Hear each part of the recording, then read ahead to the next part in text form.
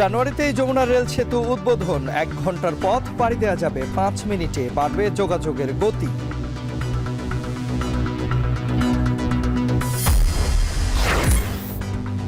সার্বভৌমত্ব রক্ষায় জামায়াতে ইসলামী ঐক্যবদ্ধ, বললেন দলের আমির। নতুন দেশ গড়ার আহ্বান সার্জিসের।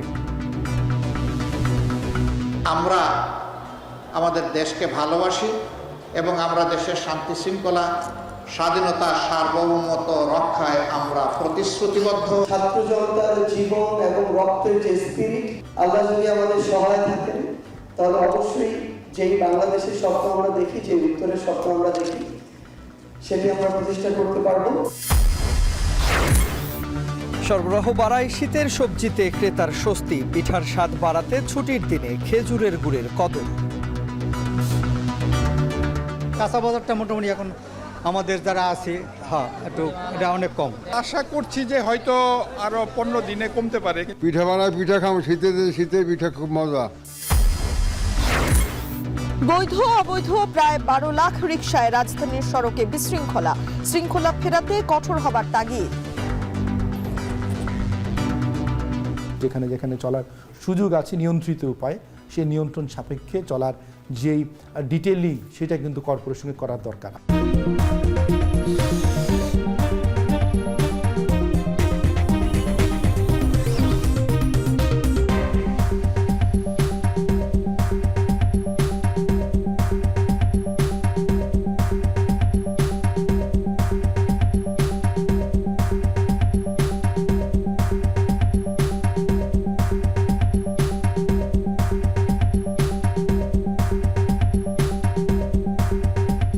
স্বাগত এখন দুপুরে পুরো আয়োজনে আপনাদের সঙ্গে আছি আমরা দুজন, আমি তন্ময় কুমার রায় এবং আমি তানজিলা খান মিম। নতুন বছরের জানুয়ারিতেই জনসাধারণের জন্য খুলে দেওয়া হবে যমুনা নদীর উপর নির্মিত রেল সেতু, এবং রেলওয়ে মহাপরিচালক বলেছে উদ্বোধনের আগেই পরিবর্তন হয়ে আগের নামে ফিরবে সেতুটি।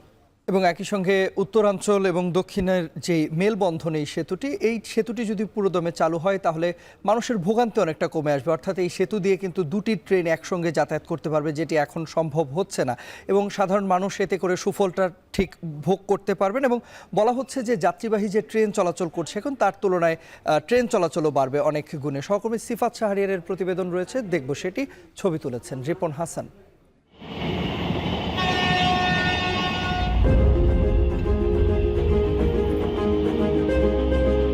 পুরাতন যমুনা বহুমুখী সেতু থেকে 300 মিটার উজানে সমান্তরালে দৃশ্যমান নতুন নির্মাণ।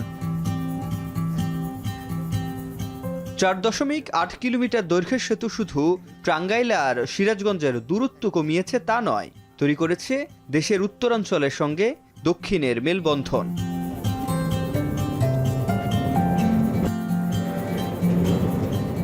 নির্মাণ সঙ্গীরা বলছেন বিশ্বের অত্যাধুনিক প্রযুক্তির উৎকর্ষ মিলবে এখানে। বলা হচ্ছে সেতুতে ব্যবহৃত লোহার পাতের রং ও ধরন শত বছর স্থায়িত্বের, তাতে রক্ষণাবেক্ষণ ব্যয় কমবে কয়েক গুণ।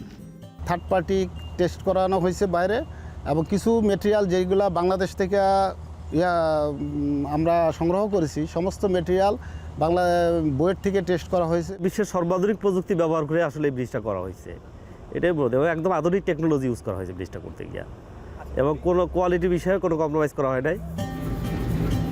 এটি চালু হলে ঢাকার সঙ্গে রাজশাহী, রংপুর ও খুলনা অঞ্চলের যোগাযোগ ব্যবস্থায় যেমন গতি আসবে, তেমনি আন্তর্জাতিক মালবাহী ট্রেন চলবে এ পথ ধরে, যেখানে 50 মিনিটের পথ পাড়ি দেয়া যাবে 5 মিনিটে।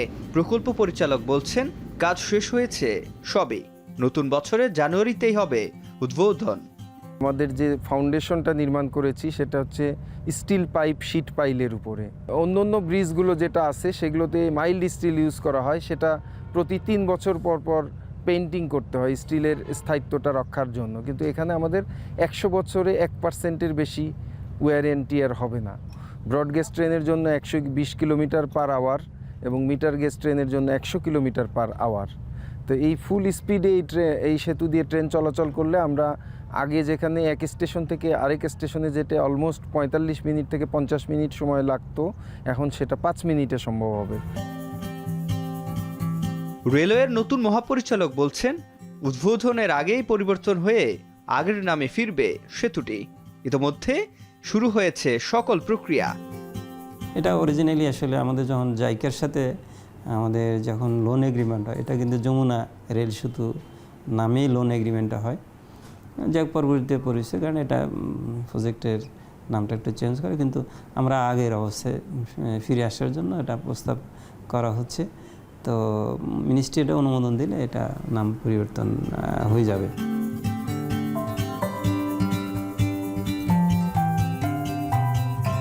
পদ্মা সেতু এবং যমুনা রেল সেতুর মধ্যে অন্যতম পার্থক্য এর রেল লাইনের সংখ্যায়। এটি ডাবল লাইন হওয়াতে একই সময়ে একসাথে দুইটি ট্রেন আসা যাওয়া করতে পারবে। তাতে যখন এটি পুরোপুরি চালু হবে, যেমন যাত্রীবাহী ট্রেনের যাত্রার সংখ্যা বাড়বে, তেমনি কমবে পণ্যবাহী ট্রেন চলাচলের যে সীমাবদ্ধতা রয়েছে সেটি। সিফাত শাহরিয়ার, এখন সিরাজগঞ্জ। দেশের স্বাধীনতা ও সার্বভৌমত্ব রক্ষায় সবার সাথে জামায়াতে ইসলামী ঐক্যবদ্ধ। সিলেটে ঐতিহাসিক আলিয়া মাদ্রাসার মাঠে কর্মী সম্মেলনে প্রধান অতিথি হিসেবে বক্তব্যে এমন মন্তব্য করেন দলের আমির ডাক্তার শফিকুর রহমান। তিনি বলেন, হত্যাকারীরা গর্তে ঢুকে গেছে আর বিদেশে বসে দেশের শান্তি নষ্টের চেষ্টা করছে ষড়যন্ত্রকারীরা। রাজনৈতিক মৃত্যু হয়েছে, আমরা ধারণা করেছিলাম তারা সবক নেবেন আর তারা এই দেশকে জ্বালা যন্ত্রণা দিবেন না, কিন্তু কয়লা দইলে যে ময়লা যায় না। ওরা নিজেরা শান্তিতে নাই, বাংলাদেশকেও শান্তিতে থাকতে দিবে না। দেশের মর্যাদা পূর্ণ করার জন্য মিথ্যা গল্প সাজিয়ে বিদেশি বন্ধুদেরকে তারা বিভ্রান্ত করার চেষ্টা করছে। অবশ্য পদে পদে তাদের সমস্ত ষড়যন্ত্র শয়তানি ধরে পড়ে যাচ্ছে। নিজের স্বার্থে একটি গোষ্ঠী তদবির বাণিজ্য করছে। জুলাই অভ্যুত্থান ভুলতে দেওয়া যাবে না বলে জানিয়েছেন জাতীয় নাগরিক কমিটির মুখ্য সংগঠক সার্জিস আলম। সকালে রাজধানীর ইনস্টিটিউট অফ ডিপ্লোমা ইঞ্জিনিয়ার্স মিলনায়তনে চাঁপাইনবাবগঞ্জ ফোরাম আয়োজিত এক প্রীতি সমাবেশে তিনি কথা বলেন। আওয়ামী লীগ সরকারের আমলে আত্মীয় ও দলীয় কোটার কারণে উত্তরবঙ্গ শোষিত হয়েছে। ২৪-এর গতিকে কাজে লাগিয়ে ঐক্যবদ্ধ হয়ে নতুন বাংলাদেশ গড়ার আহ্বান জানান তিনি। একই সঙ্গে বলেন, শেখ পরিবারের নামে দেশের বিভিন্ন অঞ্চলে অনেক ইনস্টিটিউট হলেও উত্তরাঞ্চলে উল্লেখযোগ্য কোনো প্রতিষ্ঠান গড়ে ওঠেনি।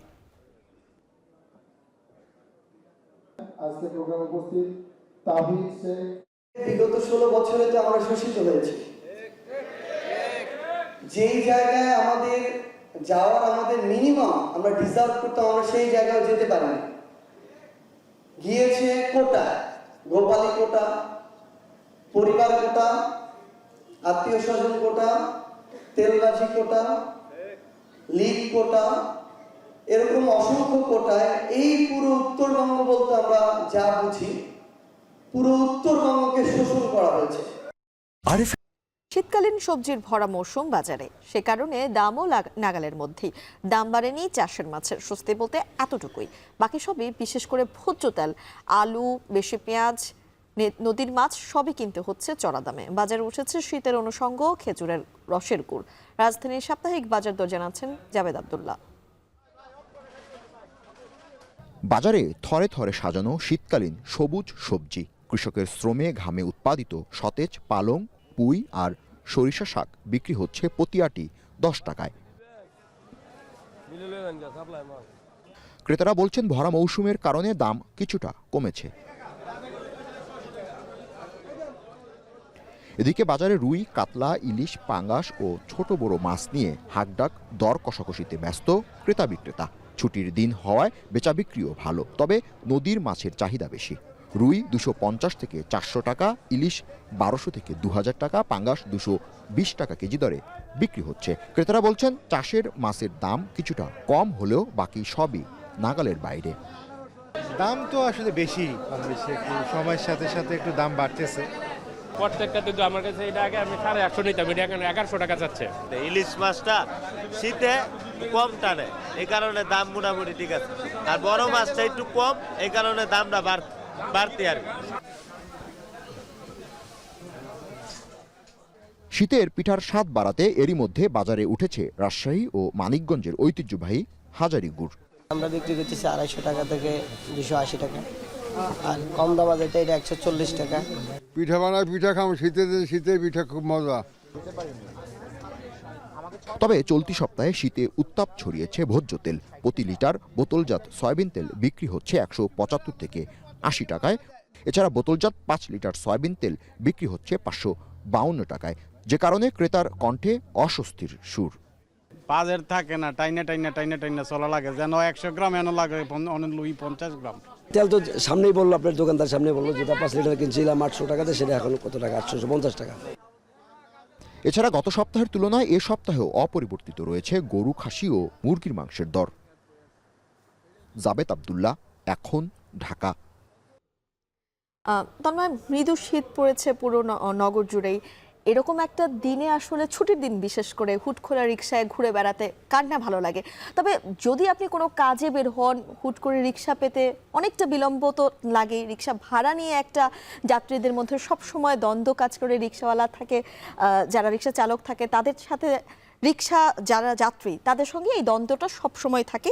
তবে রিক্সা ঢাকার ঐতিহ্য হলো বর্তমানে কিন্তু যান্ত্রিক বা অযান্ত্রিক রিক্সার যন্ত্রণায় অতিষ্ঠ হয়ে গেছে নগরবাসী। যেমনটা বলছিলাম, অনেক সময় হাঁটাও যায় না, বিভিন্ন ধরনের দুর্ঘটনার গল্প তো আমরা শুনেই থাকি। তথ্য বলছে ঢাকায় বৈধ অবৈধ মিলে রিক্সার সংখ্যা রয়েছে 12 লাখেরও বেশি, এবং যার মধ্যে লাইসেন্সধারী রয়েছেন প্রায় 2,14,000। মানে বাকি যে সংখ্যাটা পুরোটাই কিন্তু অবৈধ রিক্সা চালক রয়েছে। এবং এই যে অবৈধ রিক্সার কথা আপনি বলছিলেন, বৈধ রিক্সার পাশাপাশি যখন অবৈধ রিক্সাগুলো সড়কে চলাচল করছে তখন সড়কে বিশৃঙ্খলা আমরা দেখতে পাই, নানা সময় যানজটের ভোগান্তিতে নাকাল হতে দেখি নগরবাসীকে আমরা। একই সঙ্গে যেটি হয় যে এখান থেকে নানা রকম দুর্ঘটনার খবরও কিন্তু পাওয়া যাচ্ছে। সম্প্রতি সময় আমরা দেখি যে ব্যাটারি চালিত যে রিক্সাগুলো রয়েছে সেই রিক্সাগুলোতে দুর্ঘটনা অনেক বেশি ঘটছে। সহকর্মী শম্পা বিশ্বাসের প্রতিবেদন রয়েছে, বিস্তারিত জানবো সেখানে। আমরা ভাড়া চাই 120 টাকা, প্যাসেঞ্জারে হেঁটে জায়গা 80 টাকা। তবে এটা বন্ধ করে দিলে আমরা ভালো হইব, নাইতে আমরা এটা বন্ধ করে দেন। ওদের বাজার দিলে আর উল্টো আমাদের গাড়ি ভাঙচুর করে, জায়গায় জায়গায় আন্দোলন করে। ওরা যদি ট্যাক্স না দিয়ে চলতে পারে তাহলে আমরাও ট্যাক্স দিব না, আমাদেরকেও ট্যাক্স ফ্রি করে দেয়। এসব চালকদের একটাই প্রশ্ন, লাইসেন্সবিহীন ব্যাটারি চালিত রিক্সা সড়কে চলাচল করতে পারলে তারা কেন লাইসেন্স ফি দিয়ে সড়কে চলাচল করবে? 5 আগস্টের পর রাজধানীর প্রধান সড়কে অবাধে চলতে শুরু করে ব্যাটারি চালিত রিক্সা।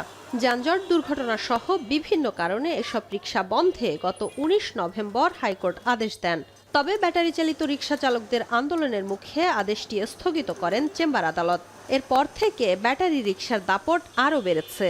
অটোরিকশাটা বাচ্চারা চালায়, ওরা আবার অনেক বাজেভাবে চালায় জিনিসটা। আবার কেউ কেউ আছে যে যারা বয়স্ক আছে, যারা পায়ে রিক্সা চালাচ্ছে, তাদের ওভারটেক করে চলে যায়। তারা অনেক ক্ষমতা দেখায়, মারবো কাটবো এরকম অবস্থা। রাস্তার মাঝখান দিয়ে যেভাবে চালায় তাদেরকে হর্ন দিলেও তারা সাইড দিতে চায় না, আর বরং কি এরা উল্টাপাল্টা চালায়া একটা গাড়ির উপরে পড়ার পরে গাড়িটি অ্যাক্সিডেন্ট হয়ে যায়। বাংলাদেশ ইনস্টিটিউট অব লেবার স্টাডিজের গবেষণা বলছে 2019 সালে ঢাকায় রিক্সা ছিল 11 লাখ। তবে অনেকের মতে 5 বছরে এই সংখ্যা বেড়ে দাঁড়িয়েছে 15 লাখের উপরে। সংস্থাটিতে নিবন্ধিত রিক্সা মাত্র 1,82,630টি, আর ঢাকা উত্তর সিটিতে এই সংখ্যা মোটে 31,000। নিবন্ধিত 2,13,000 রিক্সার সবই প্যাডেল চালিত রিক্সা। এর বাইরে রাজধানীতে সব রিক্সাই অনিবন্ধিত। এই রিক্সাটির পেছনে লেখা আছে মিথিলা, পাশাপাশি এখানে যোগাযোগের নম্বর দেয়া আছে 019700335556। পাশে যদি আমরা আরেকটি রিক্সা দেখি, এখানে নাম না থাকলেও যোগাযোগের নম্বর ঠিকই দেয়া আছে। এক পরিসংখ্যান বলছে ঢাকায় যেসব নিবন্ধিত রিক্সা চলাচল করে তার থেকে অনিবন্ধিত রিক্সার পরিমাণ 10 লাখের বেশি।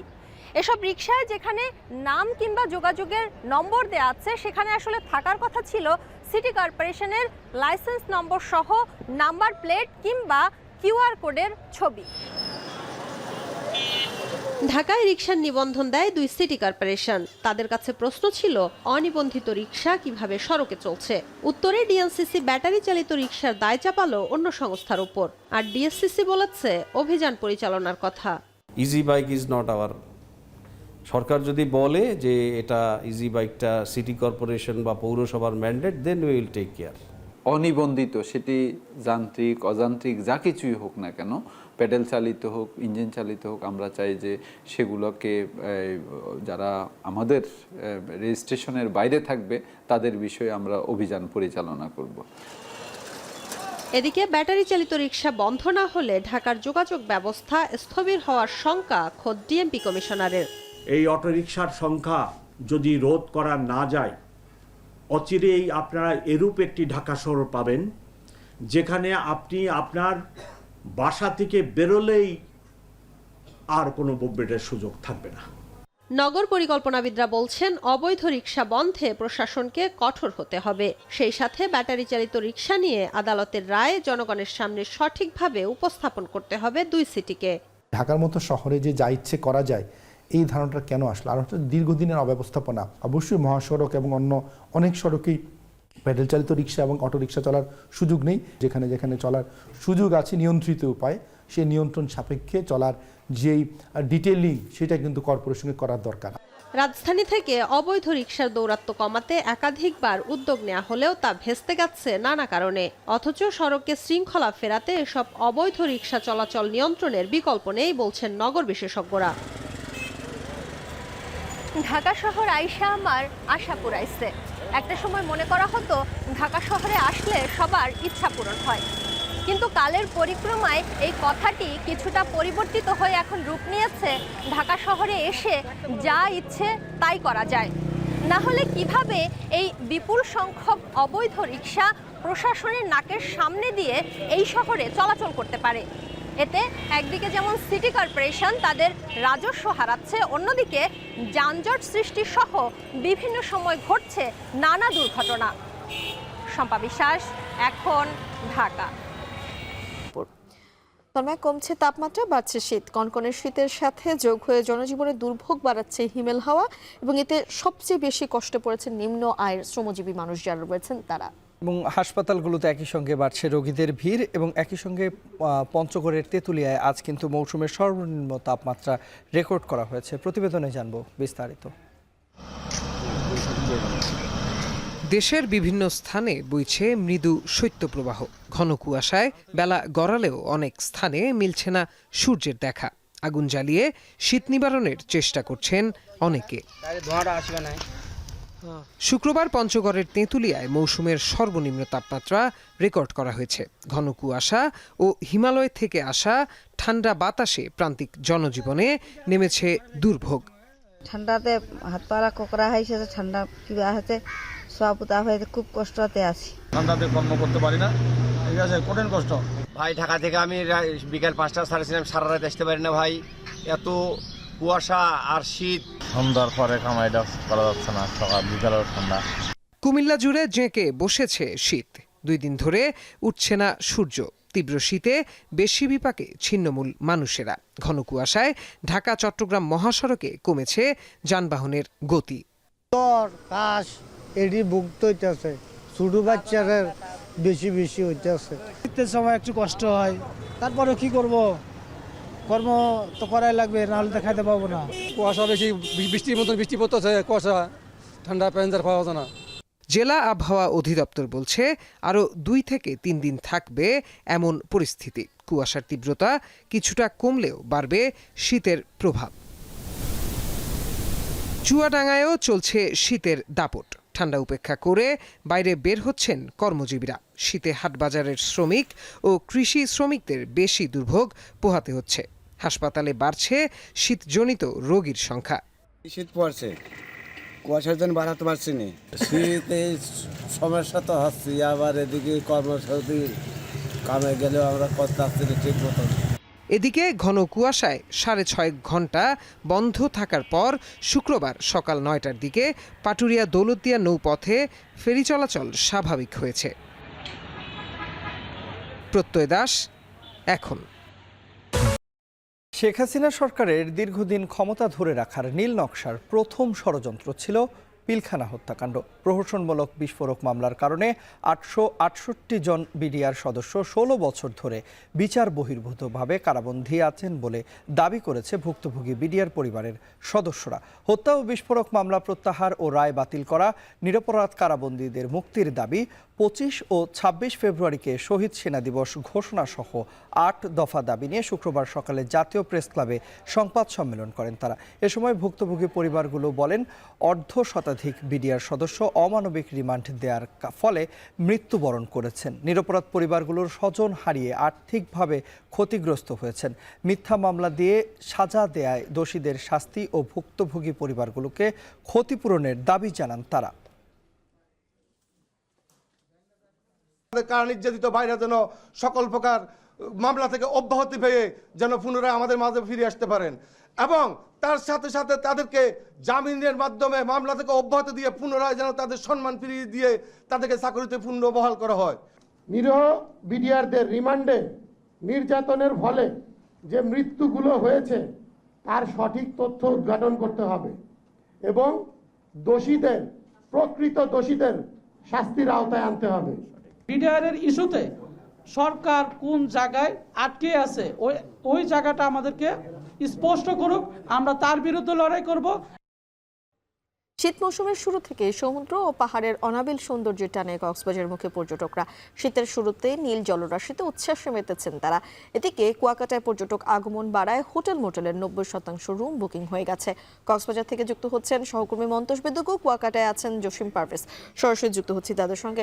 প্রথমে যাব মন্তোষের কাছে। মন্তোষ, একটু জানাবেন সাপ্তাহিক ছুটির দিনে কি পরিমাণ পর্যটকের আগমন ঘটেছে কক্সবাজারে?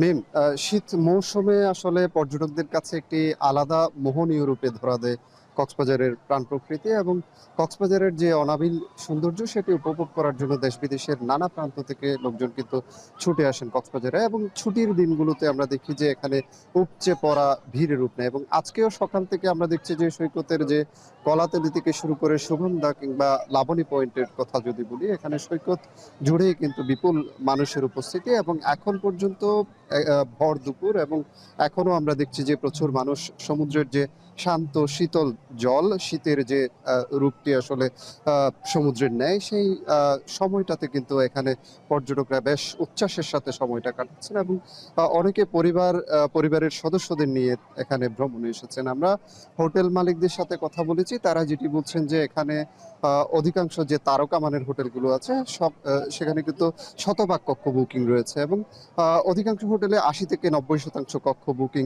থাকার কথা হোটেল মালিকরা আমাদের জানিয়েছেন। এই যে বিপুল পর্যটকের উপস্থিতি, সম্প্রতি এখানে সেন্ট মার্টিনে যাতায়াতের যে সুযোগ সেটিও কিন্তু তৈরি হয়েছে। বেশ কিছুদিন ধরে বন্ধ থাকার পরে আমরা দেখেছি যে সম্প্রতি সেন্ট মার্টিনে জাহাজ চলাচল শুরু হয়েছে, এবং কক্সবাজার থেকে সেন্ট মার্টিন মুখো মানুষও কিন্তু অনেক রয়েছেন। বিশেষ করে এখন 2000 মতো পর্যটক সেন্ট মার্টিনে যাতায়াতের প্রতিদিন সুযোগ পাচ্ছেন। সেই সুযোগটি তৈরি হওয়ার পর থেকে আমরা দেখছি যে কক্সবাজার শহর হয়ে অনেকে সেন্ট মার্টিন দ্বীপে যাচ্ছেন, এবং সেন্ট মার্টিন দ্বীপে ঘোরাফেরার পরে আবার কক্সবাজার শহরে ফিরছেন, এবং এখানকার যে দর্শনীয় স্থানগুলো রয়েছে, বিশেষ করে এখানে যে ইনানি, হিমছড়ি, দরিয়ানগর কিংবা এখানকার শহরের যে বৌদ্ধ মন্দির রয়েছে সেই বৌদ্ধ মন্দির, এবং মহেশখালী দ্বীপের যে আদিনাথ মন্দির রয়েছে, সেই সব এলাকায় পর্যটকদের উপস্থিতি কিন্তু রয়েছে। এবং এই পর্যটকদের উপস্থিতির কারণে কিন্তু এখানে যে ব্যবসা বাণিজ্য, আমি যদি এখানকার হোটেল মোটেল কিংবা পরিবহন খাতের কথা যদি বলি, এখানে রেস্তোরাঁ রয়েছে অসংখ্য, এবং এই সব ব্যবসা প্রতিষ্ঠানে কিন্তু ব্যবসা চাঙা রয়েছে বলা যায়, এবং ব্যবসায়ীরা কিন্তু এক প্রকার স্বস্তি আনন্দের পরিবেশের মধ্যে রয়েছেন। মিম, এই ছিল আমার কাছে সবশেষ। এবারে আমরা যাব জসিম পারভেজের কাছে, তিনি আছেন কুয়াকাটায়। জসিম, একটু জানাবেন কুয়াকাটার অবস্থা কি, সেখানে পর্যটন সমাগম কেমন হচ্ছে?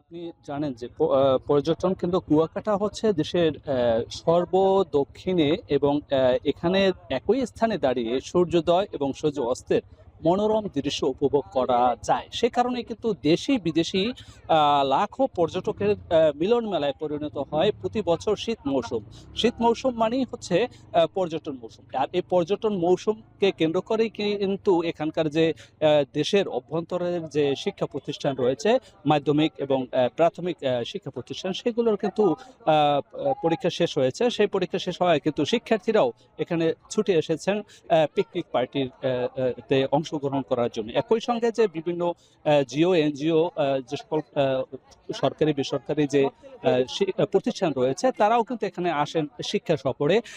আপনাকে আরো জানিয়ে রাখি, এই পর্যটন কেন্দ্র কুয়াকাটা হচ্ছে নয়ন অবিরাম সূর্যোদয় সূর্য অস্তের দৃশ্য দেখার একটি নির্ভরযোগ্য স্থান এবং এখানে চোরাবালিহীন প্রায় 22 কিলোমিটার সৈকতের যে কোনো স্থানে আপনি বিচরণ করতে পারবেন।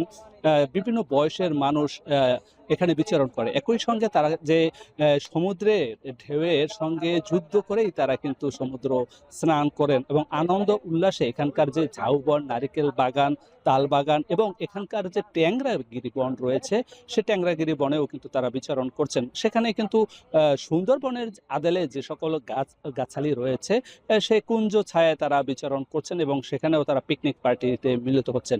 এছাড়া যে গঙ্গামতি কাউয়ারচর স্পট রয়েছে সেখানেও তারা বিচরণ করছেন। সেখানে লাল কাঁকড়ার যে বিচরণ সেই বিচরণ ভূমি তারা উপভোগ করে তারা গন্তব্যে ফিরে আসছেন। একই সঙ্গে এখানে যে এশিয়ার বৃহত্তম যে বৌদ্ধ মূর্তি রয়েছে এখানে সেই বৌদ্ধ বিহারও তারা দেখছেন এবং এখানে 250 বছর পূর্বে যে রাখাইনরা এসেছেন এখানে যে তারা বসতি স্থাপনের জন্য যে তারা এখানে কুয়া খনন করেছে সেই কুয়ার নামই কুয়াকাটা, সেই কুয়া পরিদর্শন করছেন। একই সঙ্গে এই পর্যটকদের আগমনের সঙ্গে সঙ্গে বাণিজ্যিকভাবে গতিশীল হয়ে উঠেছে কুয়াকাটা। এই ছিল আমার কাছে সবশেষ। জসিম পারভেজ যুক্ত হয়েছিলেন কুয়াকাটা থেকে, জানাচ্ছিলেন সেখানকার পর্যটন সমাগমের খবর। কক্সবাজার উপকূলে প্রতি বছর উৎপাদন হয় 4000 কোটি টাকার শুটকি। পর্যটকদের কাছে শুটকির রয়েছে আলাদা কদর। স্থানীয় বাজারের চাহিদা পূরণ করার পাশাপাশি বিদেশেও রপ্তানি হচ্ছে শুটকি। মানসম্মত শুটকি উৎপাদন নিশ্চিতে কাজ করার কথা বলছে মৎস্য বিভাগ। মন্তোষ বেদজ্ঞের প্রতিবেদন আর ছবি তুলেছেন মোহাম্মদ রাসেল।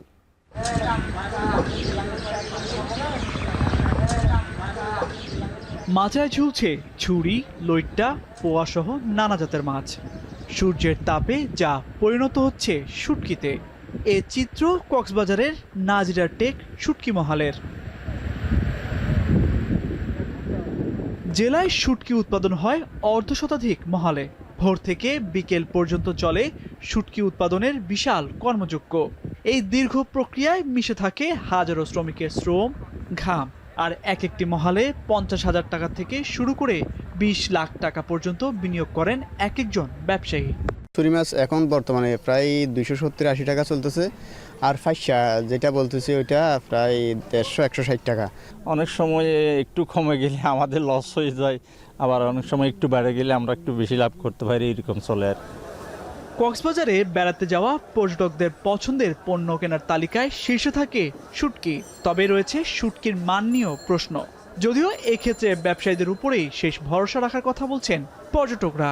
শুটকি মাছ আমরা খুব কম পয়সায় এখান থেকে নিতে পারছি। কেউ বলে যে লবণ কম দেওয়া থাকে, লবণ বেশি দেওয়া থাকে, তারপরে মেডিসিন দেওয়া থাকে, কেমিক্যাল দেওয়া থাকে। অ্যাকচুয়ালি এটা আমাদের ধরার কোনো অপশন নাই। সবাই আসে এখানে, আমরাও আসছি, দেখলাম এখানে ঘুরে গাড়ি দেখলাম, এখন নিব, দেখে শুনে নিব আর কি। এদিকে মহাল ভেদে ইচ্ছে মতো শুটকির দাম হাঁকেন ব্যবসায়ীরা। বিশেষ করে পর্যটক অধ্যুষিত দোকানগুলোতে বাড়ে বহুগুণ। মানভেদে 600 টাকার শুটকি বিক্রি হয় 650 থেকে 4,500 টাকা পর্যন্ত। এর মধ্যে রয়েছে বিভিন্ন দেশ থেকে আনা মানহীন শুটকিও, যদিও এজন্য অসাধু ব্যবসায়ীদের দুষছেন ব্যবসায়ীরা। আমরা কিন্তু নিজে কাঁচা কিনে আমরা নিজে শুকাই, তাহলে আমার খরচা একটু কম পড়ে, আমি সেই জন্য আমি কম দিতে পারছি আর কি। মায়ানমার থেকে পাট কাটা যেটা লোটটা আছে ওটা অবশ্যই মায়ানমারের লাগে। আর আমাদের এখান থেকে নাজিরার টেক থেকে আপনার ছুরি মাছগুলা, লোটটা, তারপর বড় মাছগুলা আমাদের নতুন ফিশারি পাড়া বলে একটা এলাকা আছে, ওখানে শুকানো হয়।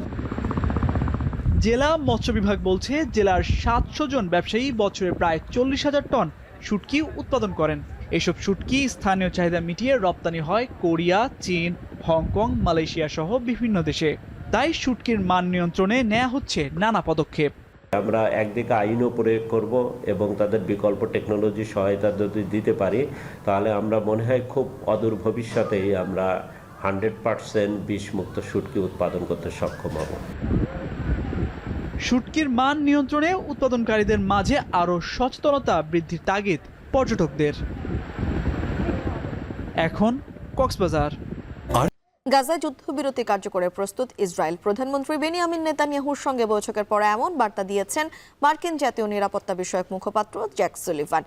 সুলিভানের বরাত দিয়ে মার্কিন বিভিন্ন গণমাধ্যম বলছে, হামাস আর ইসরায়েল যুদ্ধবিরতির খুব কাছে।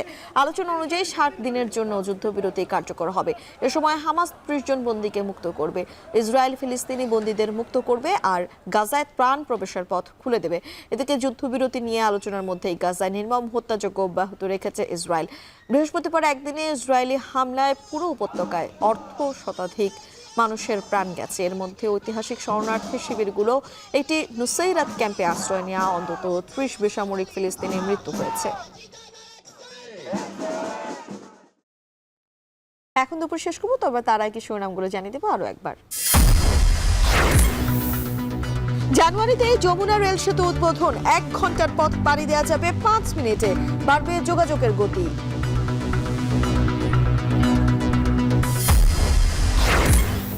সার্বভৌমত্ব রক্ষায় জামায়াতে ইসলামী ঐক্যবদ্ধ, বললেন দলের আমির। নতুন দেশ গড়ার আহ্বান সার্জিসের। আমরা আমাদের দেশকে ভালোবাসি এবং আমরা দেশের শান্তি শৃঙ্খলা, স্বাধীনতা, সার্বভৌমত্ব রক্ষায় আমরা প্রতিশ্রুতিবদ্ধ। ছাত্র জনতার জীবন এবং রক্তের যে স্পিরিট, আল্লাহ যদি আমাদের সহায় থাকেন তাহলে অবশ্যই যেই বাংলাদেশের স্বপ্ন আমরা দেখি, যে উত্তরের স্বপ্ন আমরা দেখি, সেটি আমরা প্রতিষ্ঠা করতে পারবো। সরবরাহ বাড়ায় শীতের সবজিতে ক্রেতার স্বস্তি, পিঠার স্বাদ বাড়াতে ছুটির দিনে খেজুরের গুড়ের কদর। কাঁচা বাজারটা মোটামুটি এখন আমাদের যারা আছে একটু এটা অনেক কম। আশা করছি যে হয়তো আরো 15 দিনে কমতে পারে। পিঠা বানায়, পিঠা খাবো, শীতের পিঠা খুব মজা। এবং বৈধ অবৈধ প্রায় 12 লাখ রিকশায় রাজধানীর সড়কে শৃঙ্খলা ফেরাতে কঠোর হবার তাগিদ। যেখানে যেখানে চলার সুযোগ আছে নিয়ন্ত্রিত উপায়, সেই নিয়ন্ত্রণ সাপেক্ষে চলার যেই ডিটেইলিং, সেটা কিন্তু কর্পোরেশনে করার দরকার। এই ছিল এখন দুপুর। এখন টেলিভিশন ওয়েবসাইটে দেখতে ভিজিট করুন www.ekon.tv। ফেসবুকে দেখতে হলে ভিজিট করুন facebook.com/tv.ekon। এছাড়া ইউটিউবে দেখতে হলে ভিজিট করতে হবে youtube.com/c/ekontv।